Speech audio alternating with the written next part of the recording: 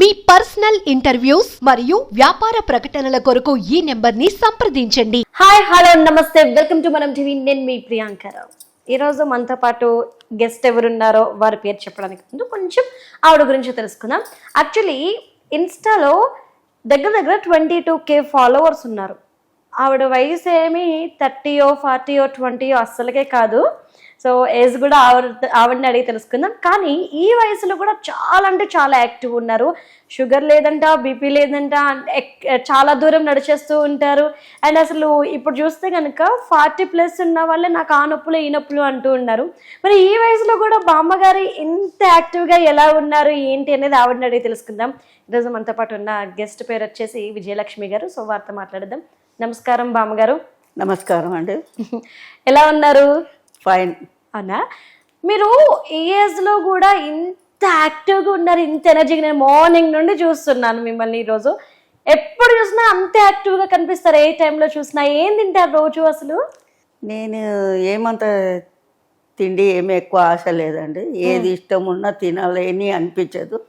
బయట తిండి నేను తినాను. ఒక పూట తిండి తింటాను. పొద్దున టిఫిన్, సాయంత్రం టిఫిన్. దీంతోనే నా శరీరం కంట్రోల్ చేసుకుంటాను. నాకు ఏ రోగం అన్నది రాదు. ఒక టాబ్లెట్ కూడా నేను వేయలేదు.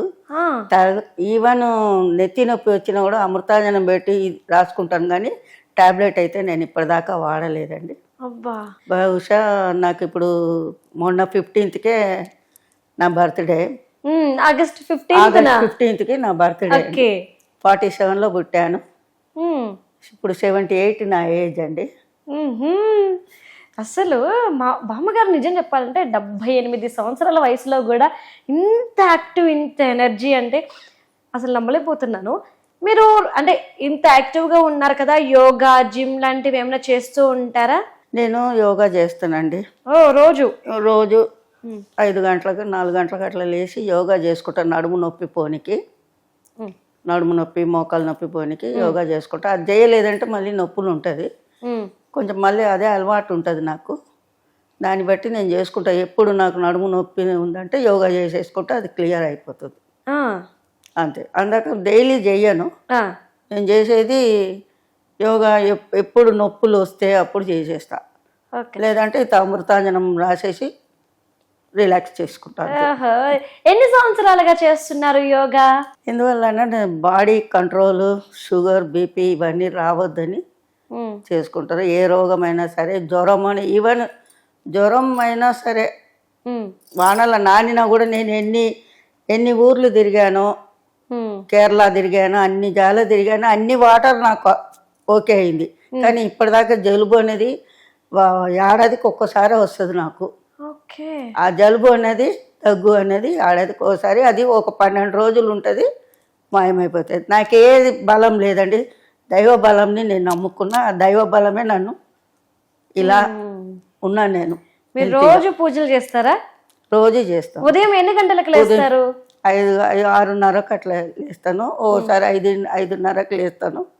6 గంటల లోపల పూజ అయిపోవాలి. మరి సాయంత్రం ఎన్ని గంటలకు పడుకుంటారు? సాయంత్రం మళ్ళీ 10 గంటలకే వంట. 10-10:30 దాకా మేల్కొని ఉంటాను వంటను. నిజం చెప్పాలంటే బామ్మ, ఇప్పుడున్న జనరేషన్కి అంటే మా లాంటి వాళ్ళందరికీ కూడా నీ ఫుడ్ డైట్ చాలా అవసరం. ఎందుకంటే 30 రాగానే 40 రాగానే మాకు మోకాలు నొప్పులు, షుగర్లు, బీపీలు అంటున్నాము. కానీ అంటే మార్నింగ్ టిఫిన్ తినేటప్పుడు టిఫిన్లో ఏం తీసుకుంటారు, లంచ్ టైంలో ఏం తీసుకుంటారు, డిన్నర్ టైంలో ఏం తీసుకుంటారు? ఒక్కసారి డైట్ చెప్తారా? అంటే టిఫిన్ నేను తినేది ఒకరోజు ఇడ్లీలో, ఒకరోజు పూరి అయితే ఎక్కువ తినను. ఆయిల్ మూమెంట్ కనుక ఆయిల్ ఇది తీసుకోను. ఇంకోటి నేను మసాలాలు నాకు ఇష్టం ఉండదండి. కడుపులో నొప్పి వస్తుంది. బయట తిండి కూడా నేను తినను. ఎక్కువ మసాలాలు తినను. తర్వాత ఎక్కువ షుగర్ తిన్నా అది కూడా ప్రాబ్లం అవుతుందో ఏమో అని డౌట్కి చాయ్ మటుకైతే షుగర్ వేసుకొని తాగుతాను. ఎంత లెవెల్ ఉండాలో అంత లెవెలే తాగుతాను నేను. కానీ నా సాయంత్రం కూడా, ఈవినింగ్ కూడా ఏదైనా చపాతీలు, డైలీ 2 చపాతీలు ఉంటే చాలు. నైట్లో మంచి ఆరాంగా పంటాను. మీరుండేది విలేజ్లోనా? విలేజా మీరుండేది? నేను విలేజ్, కుత్బుల్లాపూర్, చింతలు కుత్బుల్లాపూర్ విలేజ్లోనే ఉంటాము. ఓన్ హౌసేనండి. నేను ఇక్కడ కేరళలో పుట్టాను. పెరిగింది హైదరాబాద్, ఉమ్, రాణిగంజ్ సికింద్రాబాద్ సైడ్ పెరిగాను. మాంకాళమ్మ గుడి జాతర గీతర అంటే మేము చిన్నప్పుడంతా అక్కడ ఆడిన వాళ్ళమండి. ఉమ్, అప్పటి నుంచి నేను అవన్నీ నాకు చిన్నప్పటి ఆ గుడి దగ్గర పోగానే మా చిన్నప్పటి జ్ఞాపకమే వస్తుంది. అక్కడ గుడి పక్కలనే ఇల్లు తీసుకొని 2 ఉయ్యాలలో మా అమ్మ మా తమ్ముడిని ఊపింది. అక్కడ కిరోసిన్ ఒక షాప్ ఉంది, ఉమ్, ఆ షాప్ పక్కకే ఒక ఇల్లు ఉంది. ఆ ఇంట్లో మేము రెంట్కున్నాం. ఉమ్. దాంట్లో ఇద్దరిని మాకు అప్పుడు చిన్నప్పటి నుంచి ఆ గుడికి పోయి వస్తుంటాం, తిరుగుతుంటాం, అదే జ్ఞాపకం మాకు. బా అయితే ఆ మాంకాళమ్మ జాతర వచ్చినప్పుడంతా నేను ఎవ్రీ ఇయర్ పోతుంటాను, అమ్మవారి దర్శనం చేసుకుంటాను వస్తాను. నాకు అమ్మవారు అంటే ఎక్కువ ఇష్టము. ఫస్ట్ గణపతి, మేము అయ్యర్స్ శివుని ఎక్కువ నమ్ముతాము. ఉమ్, అయ్యప్పని ఇంకా నమ్ముతా నేను. ఉమ్, 34 ఇయర్స్ నుంచి అయ్యప్ప మాల వేసినాను కనుక ఈ 34 ఇయర్స్ నుంచి నన్ను అయ్యప్పనే బలం, భక్తి బలం అన్నది నాకు ఒకటి ఉంది. ఆ బలమే నన్ను కాపాడుతుందండి. మీకు ఏ వయసు వచ్చిన తర్వాత అయ్యప్ప స్వామి మాల వేసుకోవడం మొదలు పెట్టారు? ఎవరు? కేరళ. నేను అయ్యప్ప మాల వేసుకొని పోయి వస్తా. ఉమ్, మాల దీక్షలో ఉంటాను. ఉమ్, ఇప్పుడు 34 ఇయర్స్ నుంచి నేను దీక్షలో ఉన్నాను. మా ఆయన ఉండగా 45 నుంచి నేను వేస్తున్నాను. ఉమ్, అంటే నాకు అందరూ డౌట్ వచ్చింది, నువ్వు 45లో అని చాలా మంది అన్నారు. అవును, వేసుకోవద్దు, మంచిది కాదమ్మా, మీరు లేడీస్ కాదమ్మా అని అన్నారు. గురుస్వాములు కానీ అన్నారు.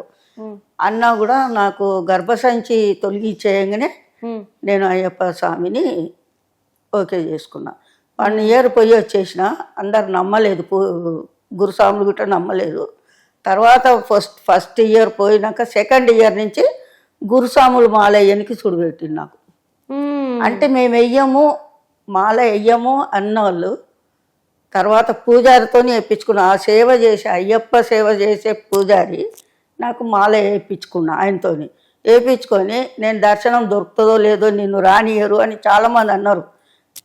ఎట్లా మాల వేయించుండో అయ్యప్ప అట్లనే ఆయన దర్శనం నాకు దొరుకుతుంది అని చెప్పి ఒకటే మాట అన్నా. ఉమ్, ఫస్ట్ ఇయర్ అదే సరిగ్గా నాకు నెగ్గింది.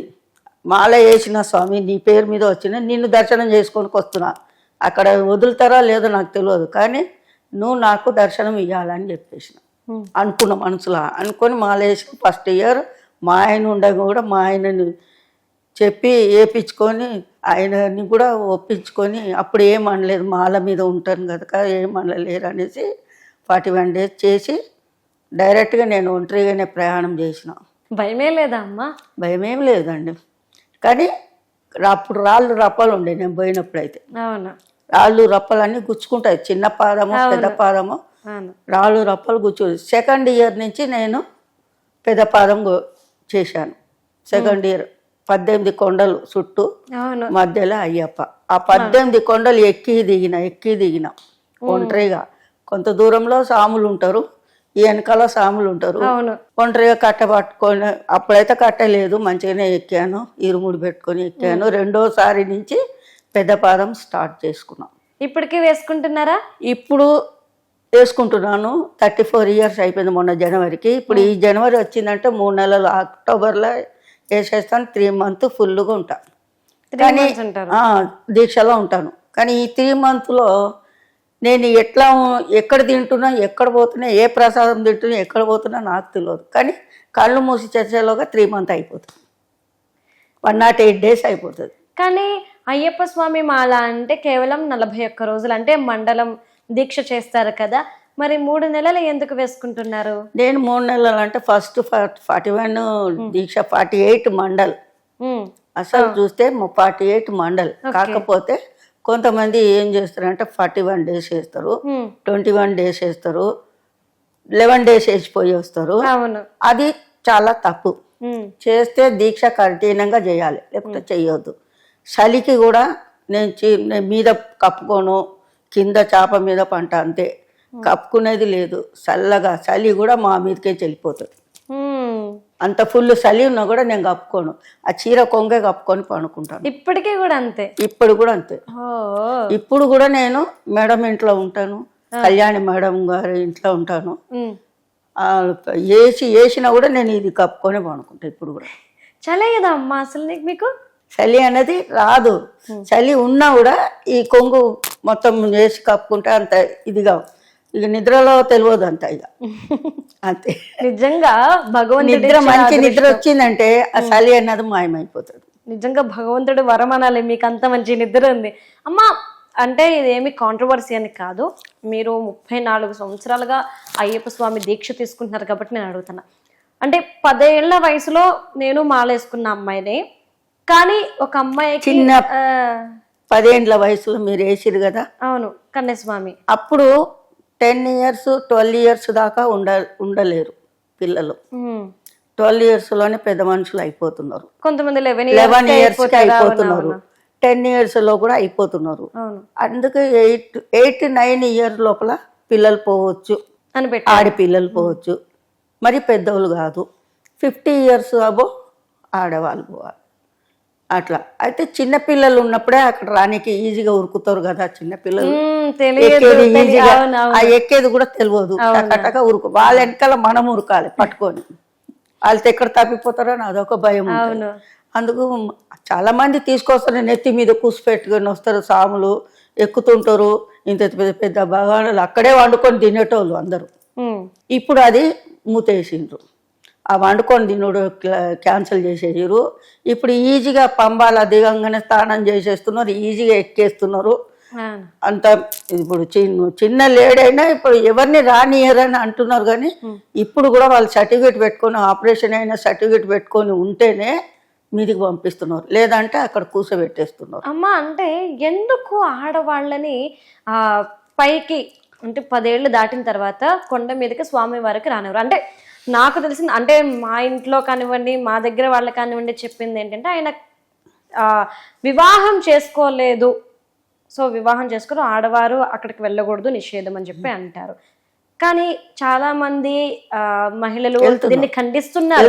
మేము వెళ్తాము, ఎందుకు వెళ్ళకూడదు అని క్వశ్చన్ చేసి మా రైట్ అని చెప్పేసి అడుగుతున్నారు. మీరు ఇప్పుడు వ్యక్తి కాదు, మీరు అప్పటి తరాన్ని చూశారు, ఇప్పుడు తరాన్ని చూశారు, కాబట్టి మీరు చెప్పండి, ఆడవాళ్ళు వెళ్ళడం ఎంతవరకు సమంజసం అంటారు? ఎందుకు వయసు నిబద్ధత ఉంది? ఆ బిల్డప్ అంటే నేను చెప్తాను. ఈ మధ్యలో ఒక 3 ఏళ్ల కింద ముస్లిమ్స్ వేషం వేసుకొని అయ్యప్ప దగ్గర పోయి వచ్చిరా.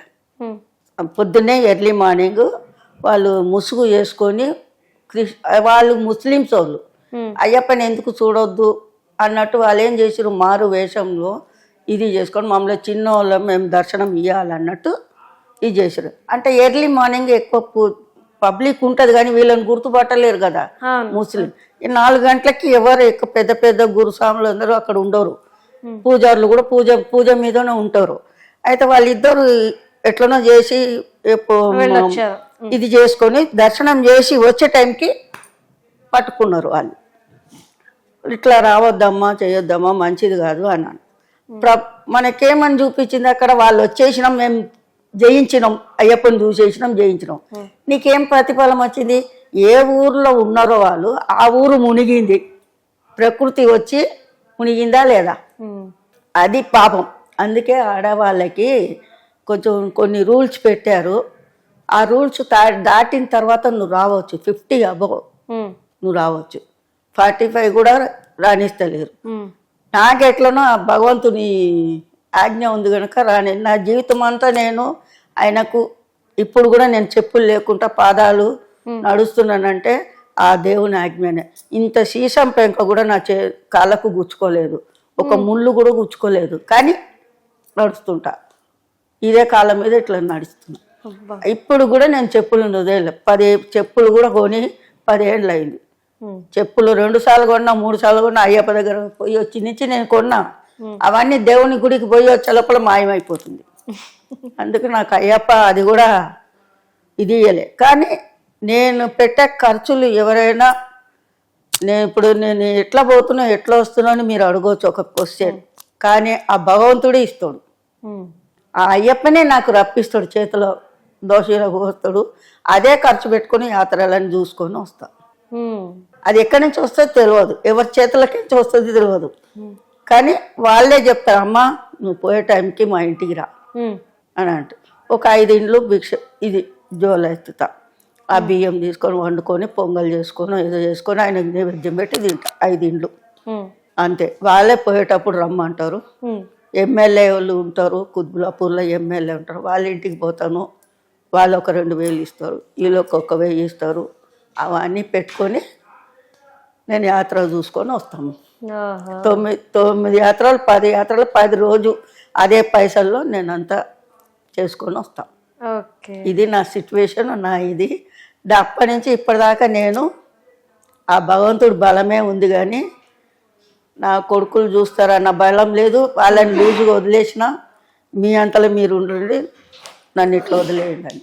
అయితే అమ్మ ఒక్క విషయం ఇప్పుడు మీరు అన్నది నాకు చాలా ఆశ్చర్యం కలిగించింది. చెప్పులు లేకుండా ఒక్క అడుగు కూడా ముందుకు వేరు ఇప్పుడు ఉన్న జనరేషన్. బట్ మీరు చెప్పులు లేకుండానే రోడ్డు మీద తిరుగుతున్నారంటే చాలా గ్రేట్.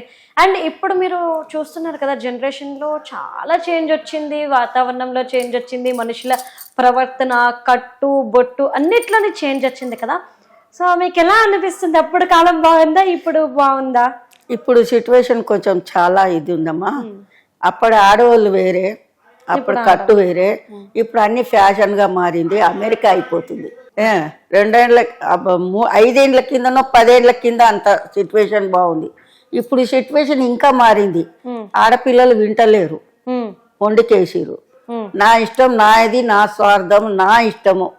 తల్లిదండ్రులకు కూడా చెప్పకుండా వెళ్ళిపోతున్నారు. ఎక్కడ పోతున్నారు అని తెలియదు. కానీ ఈ కాలంలో సిచ్యువేషన్ అప్పటి ఆడవాళ్ళ సిచ్యువేషన్ వేరే, ఇప్పుడు జనరేషన్ వేరే. మా ఇష్టానికి తల్లిదండ్రులు కూడా ఏం మాట్లాడవద్దు అలా, లేదా మేము వెళ్ళిపోతాం బయటికి, మాకున్నది ఒక తోడు అనేసి వెళ్ళిపోతాం. చివరికి ఏమవుతుంది, అక్కడ ఉన్నంత మట్టుకు ఉంటారు, తర్వాత ఏడ్చుకుంటూ వస్తారు తల్లిదండ్రుల దగ్గరికి. అది సిచ్యువేషన్ వచ్చింది. అంటే ఈ కాలంలో ఎట్లా ఉందంటే ఎవరికి ఎవరు చెప్పినా కూడా వినేటట్టు లేరు. పెద్దగా నేను చెప్తానేమో, లైవ్లో చెప్తా, దేంట్లోనే చెప్తాను, కానీ వినేటోళ్ళు బామ్మ మాట బంగారు మూట అన్నారు కదా, ఆ మాట వినేటోళ్ళు ఉంటే అమ్మ చాలా జాగ్రత్తగా ఉండండి, ఆడపిల్లలు కొంచెం జాగ్రత్తగా ఉండండి. వీళ్ళు ఇవాళ రేపు సిచ్యువేషన్ బాగాలేదు. తల్లిదండ్రులు కూడా వాళ్ళని కాలేజీలు వదిలిపెట్టి వచ్చేటప్పుడు కూడా తీసుకొని రండి, తీసుకొని పోండి. ఏ టైంలో ఎక్కడ ఏ అగత్యం అవుతుందో మనకు తెలియదు కదా. అప్పటి జనరేషన్ వేరే, ఇప్పుడు జనరేషన్ మా ఇష్టానికి నువ్వేందని ఇప్పుడు ఇంత చిన్న పిల్ల కూడా అంటుంది ఆ మాట. అంటే ఆ ధైర్యం ఎట్లా వస్తుంది? వాళ్ళే పెంచుకుంటున్నారు, మన తల్లిదండ్రులు లాడు చేసి పెంచుతున్నారు. ఆ లాడుని బట్టి వాళ్ళ ధైర్యం.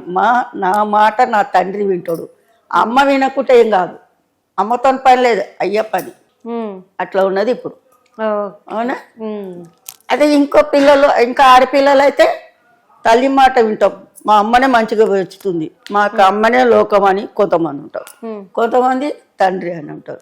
ఇట్లా ఈ సిచ్యువేషన్లో ఒకరికి లాడు, ఒకరికి ఇది, ఒక్కొక్క ఇద్దరు లాడు చేస్తారు. తల్లిదండ్రులు ఇద్దరు లాడు చేసినప్పుడు ఆ పిల్లలు మా చెప్పినట్టు అమ్మ వింటది, నాన్న వింటాడు, నేను చెప్పిందే వేదం అన్నట్టు ఉన్నది ఇప్పుడు. కరెక్టేనా? మా జనరేషన్ వేరే, మీ జనరేషన్. అప్పుడు లవ్వులు గివ్వులు లేవు, ఇప్పుడు లవ్వులు పువ్వులు అనుకొని వెళ్ళిపోతున్నారు, అవునా? తీరా జీవితం పాడైపోతుంది. తీరా మళ్ళీ తల్లి దగ్గర వచ్చి కూర్చోవాల్సి వస్తుంది. మళ్ళీ వాళ్ళే చూడాలి నిన్ను.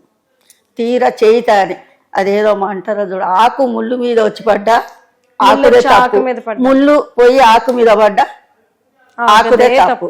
అందుకు మనం ఒక ఆకులు అంటోళ్ళం, ఆడపిల్లలం ఆకులు అంటోళ్ళం. పెద్దవాళ్ళు చేసిన పెళ్ళి జీవితాంతం ఉంటుంది, కానీ లవ్ చేసుకొని పువ్వు అనుకున్న పోయిన ఇదైతే మధ్యలోనే పోతారు, మళ్ళీ మధ్యలో వచ్చేస్తారు. కొంతమందికో అదృష్టం ఉండి జీవితాంతం ఉంటారు, అంతేగాని లవ్వుల మాకు ఆ టైంలో లవ్వులు ఇవ్వులు ఇవన్నీ లేదు. పెద్దోళ్ళు చూసి పెళ్లి చేసి కనుక మేము ఇంతైనా ఉన్నాము. ఓకే. ఇప్పట్లో వాళ్ళ ఇష్టం ప్రకారం వాళ్ళు చేతులు కాలిన తర్వాత ఆకును పట్టుకొని లాభం లేదని ఒక సిచ్యువేషన్ ఉంది కదా, అదే నడుస్తుంది ఇప్పుడు. ఓకే అమ్మా, నిజంగా చాలా చక్కగా చెప్పారు. అంటే ఒక ఆడపిల్ల పెద్దవాళ్ళ మాట వినకపోతే ఏమవుతుంది అనేది నిజంగా చాలా చక్కగా, అంటే చాలా చక్కగా చెప్పారు. అందరికీ అర్థమయ్యేలాగా చాలా బాగా అనిపించింది మీతో మాట్లాడడం. మళ్ళీ మనం కలుసుకుందాము మరిన్ని ముచ్చట్లతో మరిన్ని విషయాలతో ప్రజల ముందుకు వచ్చేద్దాము. Thank you so much. Thank you మా.